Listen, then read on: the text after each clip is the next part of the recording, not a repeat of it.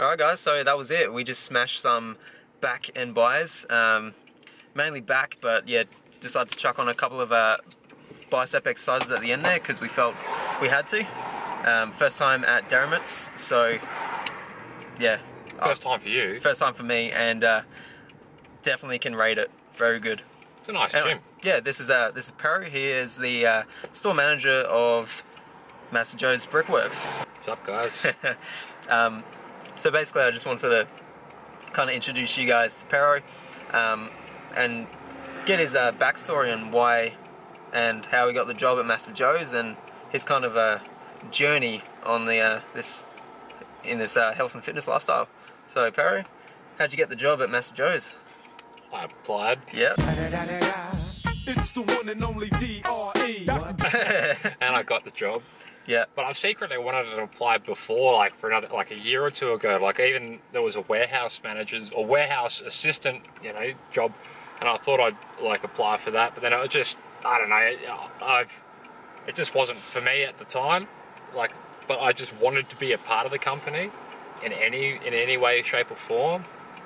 And then when the job for the Brickworks was advertised, I put my hand up, and it was just time for me to make a bit of a switch in life, like a career move, so to speak. It's been a life-changing experience. I mean, 6 weeks in, and like I feel great. Everything in life is sort of going smooth and well, and my overall mental well-being is just through the roof. So yeah, I'm glad I made the decision. Like, it was a big decision for me to actually write the resume and hand it in, and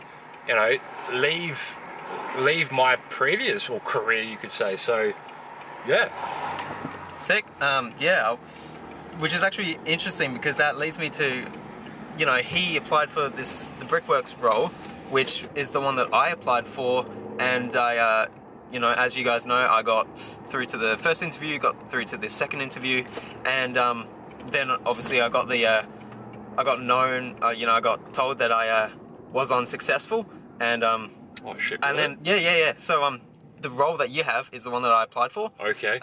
And Mason, who was a friend of ours, told me, oh, like this big guy Pero got the job. Yeah. And I was like, oh, yeah, congrats to him. Like I was a little bit bitter, but literally like a few days after Pero got the job, I got called and asked if I wanted to have the Massive Joe's Dernancourt manager position, because that one opened up because we had obviously the old current manager that moved on to his family business. So that's a little bit of backstory into that. So you guys know that when I applied for Massive Joe's and did all these videos on it, I applied for his role, and he's now happily sitting in that role. And yeah, but you're pretty happy at Dernancourt. I'm absolutely loving Dernancourt. I mean, it's the biggest store that Massive Joe's has. Yeah. So I mean, you know, it's a pretty big honour to be in your chair. Yeah. I still don't know how I kind of got it. No. Stars aligned, brother. Yeah, the exactly. stars aligned. That's it. And now, you know, we just smashed a session at Derrimit's, and yeah, it's funny. It's a small world. Like, he probably lives about 5 minutes away from my place. So we're both from down south, and obviously, yeah, I've got Dernancourt, which is the second most northern store, and Brickworks is also pretty far. So yeah.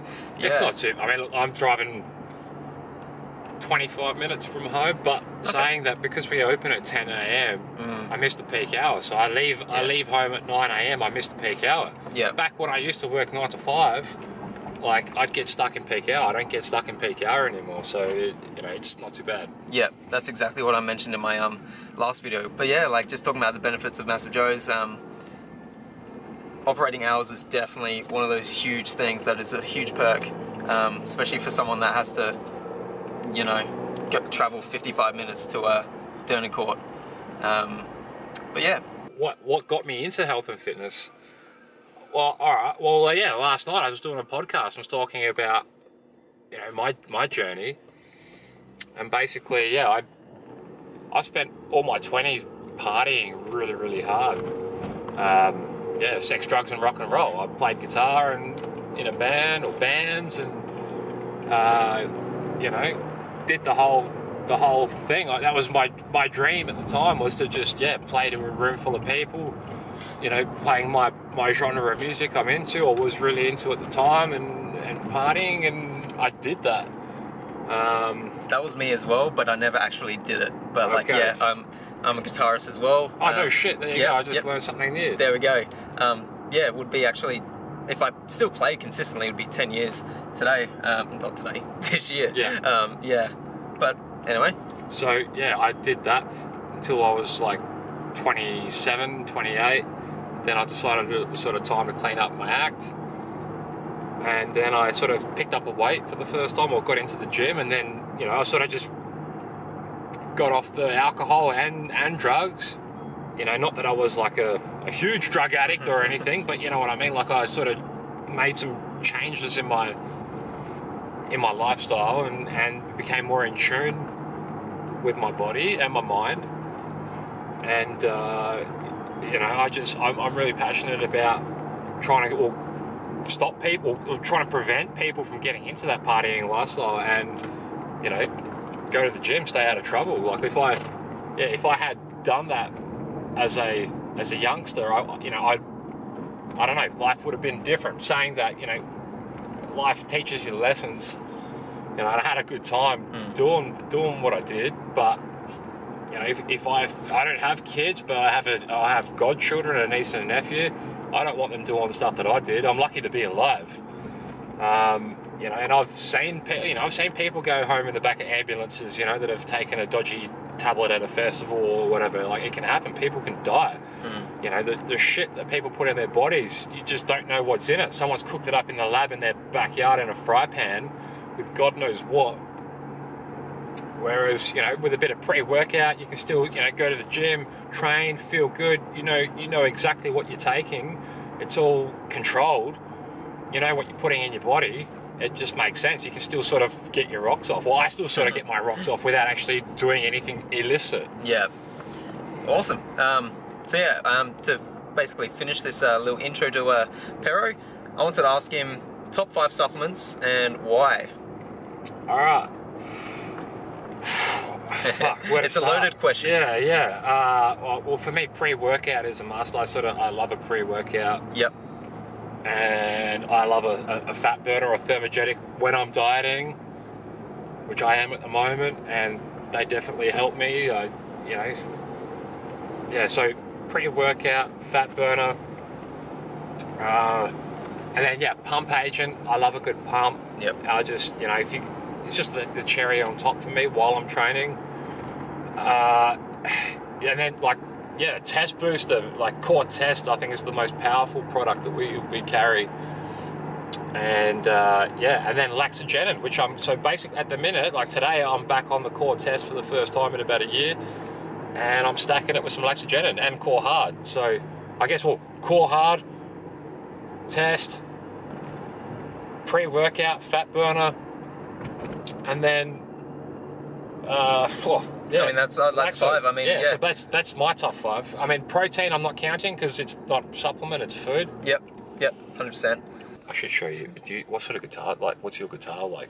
What sort of guitars do you like? So just got one acoustic and a 7-string. Like You got a 7-string Ibanez or like? It's a brand called Agile. Okay.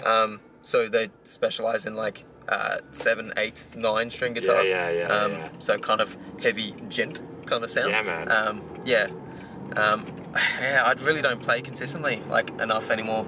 Sucks, but I've got a passion for vintage instruments. And I have a vintage Les Paul Silverburst, 1978 Les Paul Silverburst at home, which is like my baby. Yeah, that'd be worth a bit. Yeah, it's pretty rare. I mean, the thing's older than I am, so it's 1978. It's like a 40-year-old instrument. That's crazy. Yeah, it's been through a lot of hands. So you know, it's got a story, and it just adds some more mystique to the instrument. So, but yeah, I just love vintage guitar stuff and studio. Like, I just love old music equipment, pedals, amps, you know, you name it. Yeah, love that, man. Yeah, cool. I like the whole 70s like desert rock sort of thing, and yeah. Nice.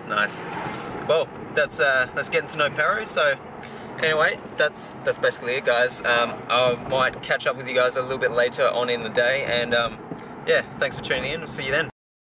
G'day, guys. So back home now, and yeah, what an awesome day. Awesome session with Pero. Great getting to kind of know him a bit more and hear some really interesting stories. And yeah, he's just an all-around like good guy, funny guy as well.